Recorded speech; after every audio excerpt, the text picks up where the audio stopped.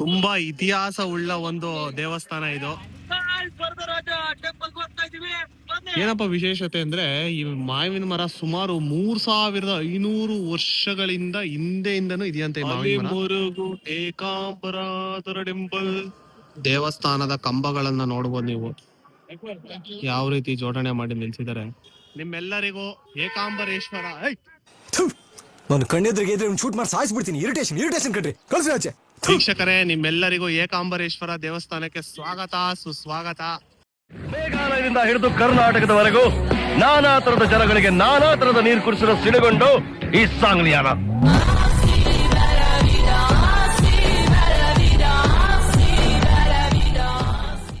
ಪಂಚಲಿಂಗಗಳಲ್ಲಿ ಇದು ಒಂದು, ಹಾಗೂ ಇದು ಮೊದಲನೇದು. ಇದು ಪೃಥ್ವಿಲಿಂಗ ಅಂತಾನೆ ಹೆಸರುವಾಸಿ. ಇದು ಭೂಮಿಯನ್ನ ಸೂಚನೆ ಮಾಡುತ್ತೆ ಪಂಚ ಇದರಲ್ಲಿ. ಇದಿರೋದು ಕಾಂಚೀಪುರಂನ ಕಂಚಿಯಲ್ಲಿ ಏಕಾಂಬರೇಶ್ವರ. 5 ಪಂಚಲಿಂಗಗಳು ಯಾವ್ಯಾವು ಅಂದ್ರೆ, ಒಂದು ಕಾಂಚೀಪುರಂನ ಏಕಾಂಬರೇಶ್ವರ, ಎರಡನೇದು ಶ್ರೀರಂಗಮಲ್ಲಿರೋ ಜಂಬುಕೇಶ್ವರ, ಮೂರನೇದು ನಿಮ್ಮೆಲ್ಲರಿಗೂ ಗೊತ್ತೇ ಇದೆ ತಿರುವಣಮಲೆಯಲ್ಲಿರುವ ಅರುಣಾಚಲೇಶ್ವರ, ಹಾಗೆ 4ನೇದು ಕಾಳಹಸ್ತಿ ಆಂಧ್ರದಲ್ಲಿರುವಂತ ಕಾಳಹಸ್ತೇಶ್ವರ, ಹಾಗೂ 5ನೇದು ಚಿದಂಬರಂ ಅಲ್ಲಿರೋ ನಟರಾಜ. ನೋಡ್ಬೋದು, ಇದೇ ಎಂಟ್ರೆನ್ಸ್ ಗೋಪುರ ಏಕಾಂಬರೇಶ್ವರದ್ದು. ಈ ವರ್ಷ ಪಂಚಲಿಂಗ ದರ್ಶನ ಮಾಡ್ಬೇಕು ಅಂತ ಅನ್ಕೊಂಡಿದೀವಿ ನಾವು ಮತ್ತೆ KP ಮಲ್ನಾಡವರು. ಪಂಚಲಿಂಗ ದರ್ಶನ ಈ ವರ್ಷ ಸುಗಮವಾಗಿ ಆಗ್ಲಿ ಅಂತ ನಾವು ಆಶಿಸ್ತೀವಿ. ಮೊದಲನೇದು ದರ್ಶನ ಇವತ್ತು ಮಾಡ್ತಾ ಇದೀವಿ. ಒಳಗಡೆ ಯಾವ ತರ ಇದೆ ಎಲ್ಲ ತೋರಿಸ್ತೀವಿ. ದೇವಸ್ಥಾನ ಗೋಪುರದ ಎಂಟ್ರೆನ್ಸ್ ನೋಡ್ಬೋದು ಎಷ್ಟು ದೊಡ್ಡದಾಗಿದೆ ಅಂತ. ಅಗಲವಾಗಿ ದೊಡ್ಡದಾಗಿ ಆ ಸೈಡ್ ಇಂದ ಒಳಗಡೆ ಬರ್ತಾ ಇರೋ ಗಾಳಿನ ಇಲ್ಲೇ ಫೀಲ್ ಮಾಡಿದ್ರಂತೂ ಯಪ್ಪ, ರಭಸದಿಂದ ಬೀಸ್ತಾ ಇದೆ ಗಾಳಿ ಮಾತ್ರ. ಎಷ್ಟು ಜೋರಾಗಿ ಬೀಸ್ತಾ ಇದೆ ಅಂದ್ರೆ ನಮ್ ಮುನ್ನುಗ್ಗಕ್ಕೆ ಆಗ್ತಾ ಇಲ್ಲ, ನಮ್ಮನ್ನ ಹಿಂದಕ್ಕೆ ತಳ್ತಾ ಇದೆ, ಅಷ್ಟು ಜೋರಾಗಿ ಗಾಳಿ ಬೀಸ್ತೈತೆ. ನೋಡಿ ಎಷ್ಟು ವಿಶಾಲವಾಗಿದೆ ಗೋಪುರ. ಅಯ್ಯೋ ದೇವ್ರೆ. ಇದೆ ಏಕಾಂಬರೇಶ್ವರ ಕಾಂಚೀಪುರಂನಲ್ಲಿರೋ ದೇವಸ್ಥಾನದ ಒಳಾಂಗಣ ರೂಪ. ಇನ್ನು ಇಲ್ಲಿ ಒಳಗೆಲ್ಲ ಹೋಗ್ಬೇಕು, ನೋಡೋಣ ಒಳಗಡೆ ಯಾವ್ಯಾವ ತರ ಇದೆ ಏನೇನು. ಇಲ್ಲಿ ಜನರಲ್ ಕ್ಯೂಗೆ ಈ ಕ್ಯೂ 100 ರೂಪೀಸ್ ತಂತೆ. ಅಷ್ಟಾಗಿ ಜನ ಇಲ್ಲ, ಒಳ್ಳೆ ಟೈಮಿಗೆ ಬಂದಿದೀವಿ. ಏನಂತೀರಾ KP ಮಲ್ನಾಡವ್ರೆ? ನಿಜವಾಗ್ಲೂ best time to visit on Saturday. ಸ್ವಲ್ಪ ಇಂಗ್ಲಿಷು ಕಷ್ಟ ಆಗುತ್ತೆ ಅರ್ಥ ಮಾಡ್ಕೊಳಕ್ಕೆ, ಬಟ್ ಅವರು ಅರ್ಥಪೂರ್ಣವಾಗಿ ಮಾತಾಡಿರ್ತಾರೆ ಇಂಗ್ಲಿಷ್ ಸಹ. We don't know English actually, ಕೊಂಚಂ ವರೋ எப்படி வரும் அப்படி நான் சொன்னேன். தமிழ் நாக்கு தெரியல. ಮನಸ್ಸಲಾಯೋ ವೇಟು ಕ್ವಿಕ್ ದರ್ಶನ ಅಂತ ಹಾಕೋರಪ್ಪ.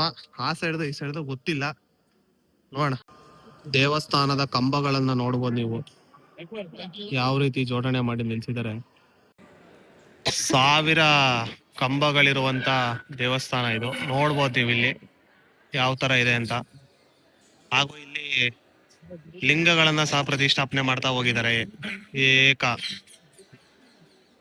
ತುಂಬಾ ಚೆನ್ನಾಗಿದೆ ಒಳಗಡೆ ನೋಡಿ.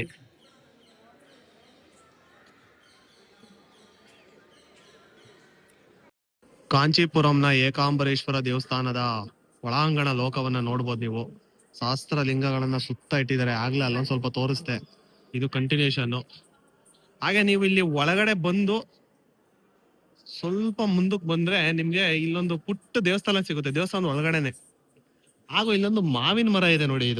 ಇದು ವಿಶೇಷವಾದಂತ ಮಾವಿನ ಮರ. ಏನಪ್ಪ ವಿಶೇಷತೆ ಅಂದ್ರೆ, ಈ ಮಾವಿನ ಮರ ಸುಮಾರು 3500 ವರ್ಷಗಳಿಂದ ಹಿಂದೆಯಿಂದನೂ ಇದೆಯಂತೆ ಈ ಮಾವಿನ ಮರ. ಅಂದ್ರೆ 4 ವೇದಗಳನ್ನ ಅನುಸರಿಸಿರುವಂತ ಒಂದು ಮಾವಿನ ಮರ ಇದು. ಯಾವ್ಯಾವ ವೇದಗಳು? ಋಗ್ವೇದ, ಯಜುರ್ವೇದ, ಸಾಮವೇದ, ಅಥರ್ವಣ ವೇದ. ಈ 4 ವೇದಗಳನ್ನ ಅಂದ್ರೆ ಈ 4 ವೇದಗಳನ್ನ ಪ್ರತಿನಿಧಿಸುತ್ತಂತೆ. 4 ದಿಕ್ಕಿನಲ್ಲೂ 4 ವೇದಗಳನ್ನ ಪ್ರತಿನಿಧಿಸುತ್ತಂತೆ ಈ ಒಂದು ಮಾವಿನ ಮರ. ಸುಮಾರು 3500 ವರ್ಷಗಳ ಹಿಂದೆ ಇರುವಂತ ಮಾವಿನ ಮರ.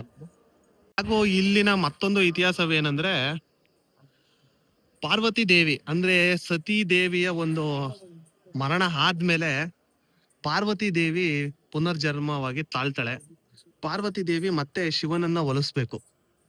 ಆ ಒಂದು ಕಾರಣದಿಂದ ಪಾರ್ವತಿ ದೇವಿ ಏನ್ ಮಾಡ್ತಾಳೆ ಅಂದ್ರೆ ಈ ಒಂದು ಜಾಗದಲ್ಲಿ ಅಂದ್ರೆ ಈ ಮರದ ಹತ್ರ ಮರಳಿನಿಂದ ಶಿವಲಿಂಗವನ್ನ ನಿರ್ಮಿಸಿ ಶಿವನನ್ನ ಜಪದಿಂದ ಒಲಿಸ್ಕೊಳಕ್ಕೆ ಪ್ರಯತ್ನ ಪಡ್ತಿರ್ತಾಳೆ. ಆದ್ರೆ ಶಿವ ಅದನ್ನ ಪರೀಕ್ಷಿಸೋಕೆ ಕಾವೇರಿ ನದಿಯಲ್ಲಿ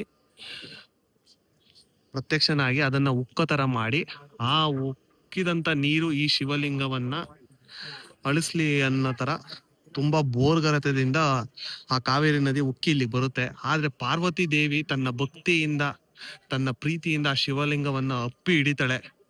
ಅಪ್ಪಿ ಹಿಡಿದಾಗ ಶಿವಲಿಂಗಕ್ಕೆ ಯಾವುದೇ ರೀತಿ ಹಾನಿ ಆಗಲ್ಲ. ಹಾಗಾಗಿ ಶಿವ ಆ ಒಂದು ಪ್ರೀತಿಯನ್ನ ಮೆಚ್ಚಿ ಪಾರ್ವತಿ ದೇವಿಗೆ ಒಲೆದು ಪಾರ್ವತಿ ದೇವಿಯನ್ನ ಮದ್ವೆ ಆಗ್ತಾನೆ. ಆ ಒಂದು ಘಟನೆ ನಡೆದಂತ ಜಾಗ ಇದೆ ಅಂತ ಹೇಳ್ತಾರೆ. ನೋಡ್ಬೋದು ನೀವು ಇಲ್ಲಿ ಮರಳೆಲ್ಲ ಕಾಣ್ತಾ ಇದೆ. ಹಾಗೂ ಈ ಮರ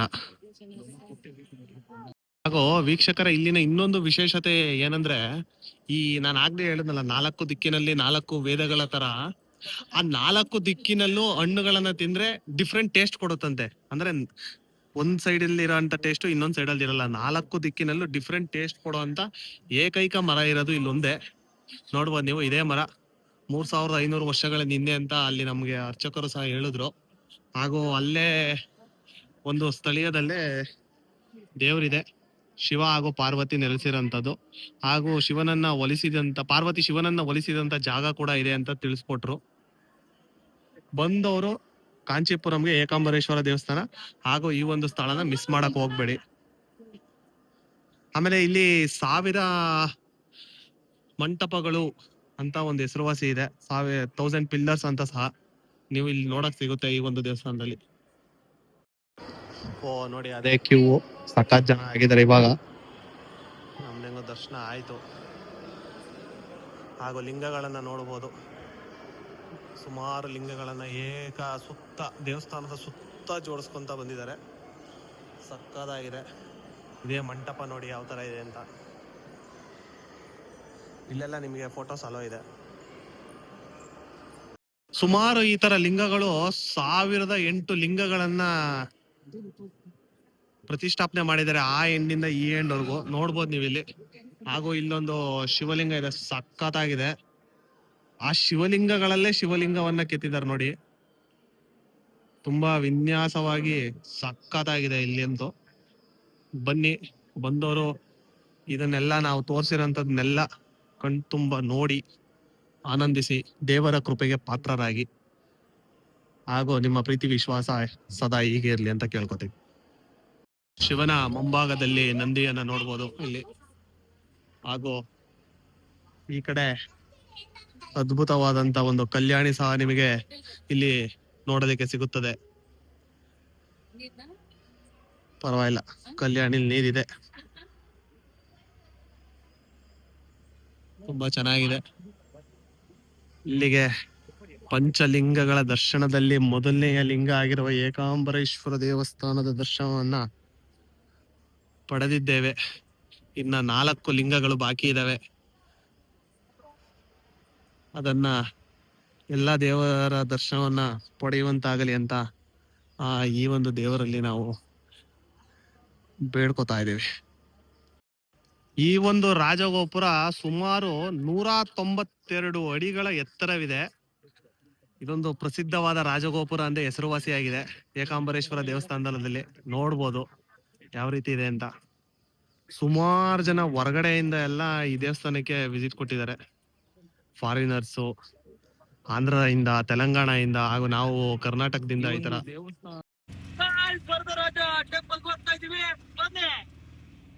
ಈಗ ಏಕಾಂಬರೇಶ್ವರ ದೇವಸ್ಥಾನ ದರ್ಶನ ಮುಗಿಸಿ ವರದರಾಜ ಟೆಂಪಲ್ ಹೋಗ್ತಾ ಇದೀವಿ.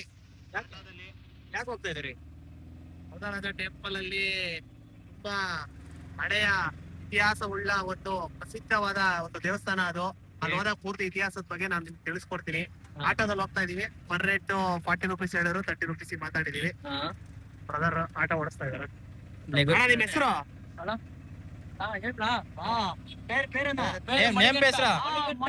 ಮಣಿಕಂಠ.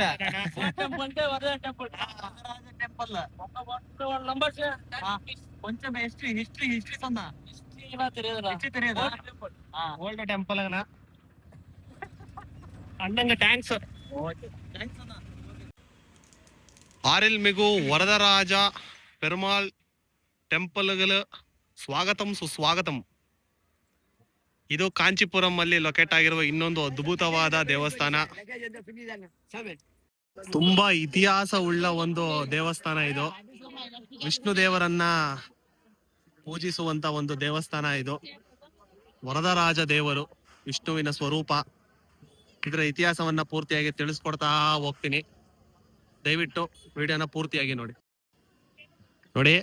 ದೇವಸ್ಥಾನದಿಂದ ನೀವು ಎಂಟ್ರಿ ಆದಡ್ಕೆ ನಿಮ್ಗೆ ಲೆಫ್ಟ್ ಅಲ್ಲೇ 100 ಕಂಬಗಳಿರುವ ಒಂದು ಮಂಟಪವನ್ನ ನೀವಿಲ್ಲಿ ನೋಡ್ಬೋದು ಯಾವ ತರ ಇದೆ ಅಂತ.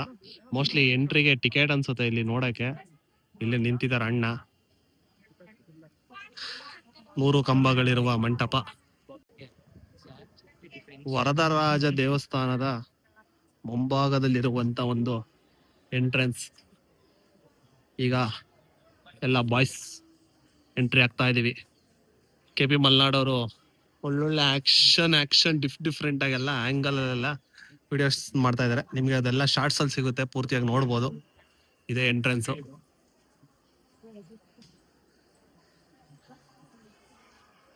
ತುಂಬಾ ಅದ್ಭುತವಾಗಿರುವಂತ ಒಂದು ದೇವಸ್ಥಾನ. ಕಾಂಚೀಪುರಮಿಗೆ ಬಂದವರು ಇದಕ್ಕೂ ವಿಸಿಟ್ ಮಾಡಿ. ಏಕಾಂಬರೇಶ್ವರ ದೇವಸ್ಥಾನದಿಂದ 5 ಕಿಲೋಮೀಟರ್ ದೂರದಲ್ಲಿದೆ. ಆಟೋದಲ್ಲಿ ಬಂದು ನಾವೊಂದು 30 ರೂಪಾಯಿ ಏನೋ ಮಾತಾಡ್ಕೊಂಡ್ ಬಂದ್ವಿ. ಅಲ್ಲಿಂದ 50 ರೂಪಾಯಿಗೆ ಹೇಳ್ತಾರೆ. ತುಂಬಾ ಚೆನ್ನಾಗಿದೆ, ನೋಡೋಣ ಬನ್ನಿ. ಈ ಒಂದು ಕ್ಯೂ ಅಲ್ಲಿ ನೀವು ಹೋದ್ರೆ ವರದರಾಜ ದೇವಸ್ಥಾನದ ದರ್ಶನವನ್ನ ಮಾಡ್ಬೋದು.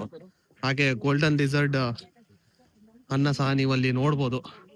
ಏನಕ್ಕೆ ಚಿನ್ನದ ಒಂದು ಪಲ್ಲಿ ಅಂತ ಕರೀತಾರೆ, ಏಗದಲ್ಲಿ ಮೂಡ್ತು ಎಲ್ಲವನ್ನ ನಾನು ಪ್ರತಿಯೊಂದನ್ನು ಇಂಚಿಂಚಾಗಿ ನಾನು ನಿಮಗೆ ತಿಳಿಸ್ಕೊಡ್ತಾ ಬರ್ತೀನಿ.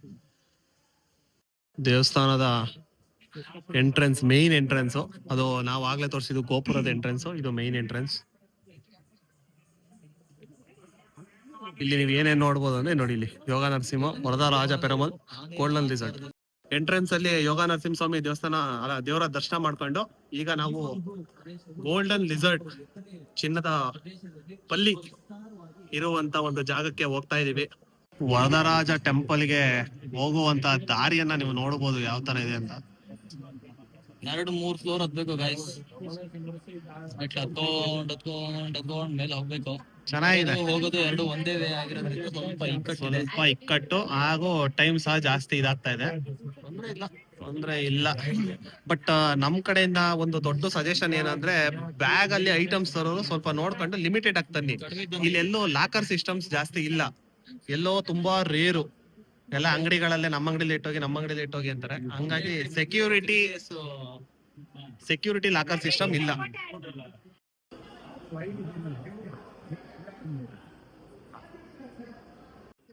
ವೀಕ್ಷಕರೇ ನೋಡಿದ್ರಲ್ಲ, ಪಲ್ಲಿ ಇರೋಂಥದ್ದು ಎಲ್ಲ ಅದನ್ನ ಮುಟ್ಟಿ ಬರ್ತಾ ಇದ್ರಲ್ಲ. ಅದರದ್ದು ಇತಿಹಾಸ ಏನಂತಂದ್ರೆ, ಇಲ್ಲಿ ಗೌತಮ ಮುನಿಗಳು ತಮ್ಮ ಶಿಷ್ಯಂದಿರಿಗೆ ದೇವರ ಅಭಿಷೇಕವನ್ನ ಮಾಡ್ಲಿಕ್ಕೆ ನೀರನ್ನ ತಗೊಂಬನ್ನಿ ಅಂತ ಕಳಿಸ್ತಾರೆ. 2 ಶಿಷ್ಯಂದಿರು ಇರ್ತಾರೆ. ಅವರನ್ನ ಕಳಿಸಿದಾಗ ಅವರು ನೀರನ್ನ ತಂದಾಗ ಆ ಒಂದು ನೀರಿನಲ್ಲಿ ಪಲ್ಲಿ ಇರುತ್ತೆ. ಆ ಪಲ್ಲಿಯನ್ನ ಕಂಡು ಕೋಪಿತಗೊಂಡು ಅವರು ಅವರ ಶಿಷ್ಯಂದಿರಿಗೆ ಶಾಪವನ್ನ ನೀಡ್ತಾರೆ. ನೀವು ಪಲ್ಲಿ ಆಗಿ ಹೋಗಿ ಅಂತ ಶಾಪವನ್ನೇ ನೀಡಿರ್ತಾರೆ. ಆ ಒಂದು ಶಾಪದ ವಿಮೋಚನೆಗಾಗಿ ಅವರು ಅವರ ಒಂದು ಗುರುವಿನಲ್ಲಿ ಬೇಡಿಕೊಂಡಾಗ ಅವ್ರ ಗುರು ಸೂಚಿಸೋದೆ ಈ ಒಂದು ವರದರಾಜ ಸ್ವಾಮಿ ದೇವಸ್ಥಾನದಲ್ಲಿ. ವರದರಾಜನ ಮುಂದೆ ನೀವು ನೆಲೆಯಾಗಿರಿ, ವರದರಾಜರು ನಿಮ್ಮ ಶಾಪವನ್ನ ವಿಮೋಚನೆ ಮಾಡ್ತಾರೆ ಅಂತ ತಿಳಿಸ್ಕೊಡ್ತಾರೆ. ಅಂದಿನಿಂದ ಈ ಒಂದು ಸ್ಥಳದಲ್ಲಿ ಅವರು ಪಲ್ಲಿಯಾಗಿ ನೀವು ನೋಡಿರ್ಬೋದು, ಒಂದು ಚಿನ್ನದ ಪಲ್ಲಿ, ಇನ್ನೊಂದು ಬೆಳ್ಳಿಯ ಪಲ್ಲಿ ಆಗಿ ಇಲ್ಲಿ ನೆಲೆ ಊರಿರ್ತಾರೆ. ಇದು ಇಲ್ಲಿನ ಒಂದು ಇತಿಹಾಸ. ಒಳಗಡೆ ಆ ಒಂದು ಪಲ್ಲಿ ತೋರ್ಸೋದನ್ನ ನಾನು ಅದನ್ನ ಮುಟ್ಲಿಕ್ಕೆ ಹಾಗೂ ನೋಡ್ಲಿಕ್ಕೆ 5 ರೂಪಾಯಿ ಟಿಕೆಟ್ ಒಬ್ರಿಗೆ ಅಂತ ನಾವ್ 6 ಜನಕ್ಕೆ ದುಡ್ಡು ಕೊಟ್ಟು ತಗೊಂಡಿದ್ವಿ. ಬಟ್ ಅಲ್ಲಿ ಯಾರು ಆ ಟಿಕೆಟ್ ನ ಚೆಕ್ ಮಾಡೋರೇ ಇಲ್ಲ. ಒಬ್ರುವೆ ಸುಮ್ನೆ ದುಡ್ಡು ಏನಕ್ಕಾದ್ರು ಅಟ್ಲೀಸ್ಟ್ ನೋಡಿ ಟಿಕೆಟ್ ತಗೊಂಡಿದೀವಿ, ಯಾರೋ ಚೆಕ್ ಮಾಡಿ ಬಿಡ್ತಾರ, ಅದು ಇಲ್ಲ. ಸುಮ್ನೆ ಗೈಸ್ ಬರೀ ದುಡ್ಡು 5 ರೂಪಾಯಿ. ಇಲ್ಲಿ ನೋಡಿದ್ರೆ ಇಲ್ಲೇ 100 ಕಂಬಗಳದ್ದು ಒಂದು ಮಂಟಪ ಇದೆ. ಆ ಮಂಟಪಕ್ಕೆ ಜಸ್ಟ್ ಫೋಟೋ ತೆಗಿಯಕ್ಕೆ ಅಥವಾ ವಿಡಿಯೋ ಮಾಡಕ್ಕೆ ಟಿಕೆಟ್ ಅಂತ ಹಾಕ್ಯಾನೆ. ಹೊರಗಡೆಯಿಂದ ಹೊರಗಡೆಯಿಂದ ಫೋಟೋ ತೆಗಿಯಕಂದ್ರೆ ಬಾ ಫೈನ್ ಕಟ್ಟು ಅಂದ. ಎಂತ ನನ್ನ ಮಕ್ಳು ಇರ್ಬೇಕು ಅಂತ. ಈಗ ನನ್ನ ಮಕ್ಳಿಗೆ ಎಂತ ನೋಡಿಬೇಕು, ಬರೀ ದುಡ್ಡು. ದೇವಸ್ಥಾನದ ಒಂದು ಬದಿಯಲ್ಲೇ ಒಂದು ಸೀರೆ ಅಂಗಡಿ ಇದೆ. ನಮ್ಮ ಪ್ರವೀಣ್ ಅವ್ರ ಒಂದು ಸೀರೆ ತಗೋಣ ಅಂತ ನೋಡ್ತಾ ಇದ್ದಾರೆ. ನೋಡೋಣ ಅಣ್ಣ ಯಾವ್ಯಾವ ತರ ಸೀರೆ ತೋರಿಸ್ತಾರೆ ಅಂತ. ಫೈನಲಿ ಕಾಂಚೀಪುರಂ ಅಲ್ಲಿ ಸೀರೆಗಳನ್ನ ಪರ್ಚೇಸ್ ಮಾಡಿ ಹೋಗ್ತಾ ಇದೀವಿ. ಮದ್ವೆಗೆ ಇಲ್ಲೇ ಬರ್ತೀನಿ ಅಂತ ಹೇಳಿದೀನಿ ಬೇರೆ. ನಾನು 3, ಇವರು 2, ಭೂಮಿಕಾ ಅವರು 2, ಟೋಟಲ್ 7 ಸೀರೆ ಆಗಿದೆ. ಇದನ್ನ ಇನಿಷಿಯೇಟಿವ್ ತಗೊಂಡು ಸೀರೆ ತಗೊಳಕ್ ಹೊರಟವ್ರು ಇವ್ರು ಪ್ರಭುಗಳು. ಬಟ್ ತಗೊಂಡಿಲ್ಲ, ಟೋಕನ್ ಬಿದ್ದಿದ್ದು ನಮಗೆ. ಹಿಂಗಾಗುತ್ತೆ. ಸುಮ್ನೆ ನನ್ ಜೊತೆಗ್ ಬಂದ್ರು ನೋಡೋಣ ಹೇಗಿದಾವ ಅಂತ. ನಾನ್ ತಗೊಳ್ಳಿಲ್ಲ, ಅವ್ರು ತಗೊಂಡ್ರು, ಹಳ್ಳಕ್ ಬಿದ್ದು ಅಷ್ಟ್. ನೋಡಿ ಯಾವ ತರ ಇದೆ ಸೀರೆ ಬಗ್ಗೆ ಏನು ನಮಗ್ ಗೊತ್ತಿಲ್ಲ. ಬಟ್ ಏನೋ ವಿಡಿಯೋ ಕಾಲ್ ಮಾಡಿ ನಮ್ಮ ಅಮ್ಮಂಗೆ ಯಾವ್ಯಾವ ತರ ಏನೇನು ಅಂತ ಕೇಳಿ ಒಂದ್ ತಾಂಡಿದೀವಿ. ಬಟ್ ಒಂದ್ ಭಯ ಏನಂದ್ರೆ ಇಲ್ಲಿಂದ ಮನೆ ತಗೊಂಡೋದ್ಮೇಲೆ ಉಗಿದಾರು ಅಂತ ಭಯ ಅಷ್ಟೇ. ಹೋಗಿಲ್ಲ ಅಂದ್ರೆ ಸಾಕು. ಫೈನಲಿ ಹೋಟೆಲ್ ನಾರಾಯಣಕ್ ಬಂದಿದೀವಿ. ಇಷ್ಟು ಹೋಟ್ಲು ಹುಡುಕಿ ಈ ಹೋಟ್ಲಿಗೆ ಬಂದಿದ್ದೀರಾ, ನಿಮ್ ಮನಸ್ಸಿಗೆ ತಿಳಿಸ್ಕೊಡಿ. ಗಾಯ್ಸ್, ನಾವು ಬಹುಶಃ ಒಂದು 10-15 ಕಿಲೋಮೀಟರ್ಗಳ ಕಾಲ ಅಲ್ದಿದೀವಿ. ಎಲ್ಲಿ ಹುಡುಕಿದ್ರು ಹೋಟ್ಲುಗಳಿಲ್ಲ. ಕೊನೆಯದಾಗಿ ಒಬ್ರು ಸಜೆಸ್ಟ್ ಮಾಡಿದ್ರು ನಾರಾಯಣ ಹೋಟ್ಲಿಗೆ ಹೋಗಿ ಅಂತ. ನಾರಾಯಣ ಹೋಟ್ಲಲ್ಲಿ ಇವಾಗ ಬಂದು ಕೂತಿದೀವಿ. ಇಲ್ಲಿ 190 ರುಪೀಸಿಗೆ ಫುಲ್ ಮೀಲ್ಸ್ ನಿಮ್ಗೆ ಹೊಟ್ಟೆ ತುಂಬಷ್ಟು ಕೊಡ್ತೀವಿ ಅಂತ ಹೇಳಿದ್ರೆ, ನೋಡ ಏನೇನ್ ಐಟಮ್ ಸಿಗುತ್ತೆ ಅಂತ ನಾವು ಊಟ ಮಾಡ್ಬಿಟ್ಟು ಅಥವಾ ಊಟ ಮಾಡ್ತಕ್ಕಂಥ ಟೈಮಲ್ಲಿ ನಿಮಗೆ ಡೀಟೇಲ್ ಆಗಿ ಹೇಳ್ಕೊಡ್ತೀವಿ. ಡೀಟೇಲ್ ಆಗಿ ನಿಮಗೆ ಎಲ್ಲಾ ಇನ್ಫಾರ್ಮೇಶನ್ ಕೊಡ್ತೀವಿ. ಬನ್ನಿ ನೆಕ್ಸ್ಟ್ ಊಟ ಮಾಡ್ಕೊಂಡು ನಾವು ನಿಮ್ಗೆ ನೋಡ್ಬೋದು ಈ ತರ ಇದೆ ಹೋಟೆಲ್. ವರದರಾಜ ದೇವಸ್ಥಾನದಲ್ಲಿ ಸ್ವಲ್ಪ ಮೈನ್ ಎಂಟ್ರೆನ್ಸ್ ಬಂದು ರೈಟ್ ತಗೊಂಡ್ರೆ 4ನೇ ಬಿಲ್ಡಿಂಗ್ ಅಲ್ಲೇ ಇದೆ. ಚೆನ್ನಾಗಿದೆ ಹೋಟ್ಲು, ಆಂಬಿಯನ್ಸ್ ಎಲ್ಲ ಚೆನ್ನಾಗಿದೆ. ಬಟ್ ಊಟ ಯಾವ ತರ ಇರುತ್ತೆ ನೋಡ್ಬೇಕು. ಜಸ್ಟ್ ಒಂದು 200-300 ಮೀಟರ್ ಇದೆ ಅಷ್ಟೇ ದೇವಸ್ಥಾನದಿಂದ. ಸ್ವಲ್ಪ ನಾವು ಅದಕ್ಕೆ ನೋಡ್ತಾ ಇದ್ವಿ. ಈ ಕಡೆ ಹ್ಯಾಂಡಲ್ ಎಲ್ಲ ಬರುತ್ತಿದ್ದಾರೆ. ಸ್ವಲ್ಪ ಇದಾಗಿದೆ ನೋಡೋಣ.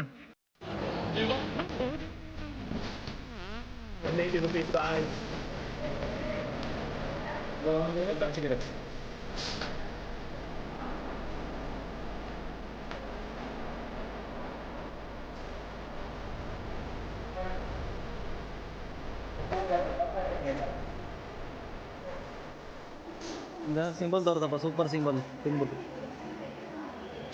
ಏನಕ್ಕೆ ಎಜ್ಜಣ ಮೇಲೆ ಗೊತ್ತಾಯ್ತಲ್ಲ ಹೇಳೋ, ಒಂದು ಸಿಂಬಲ್ ತೋರ್ಸು.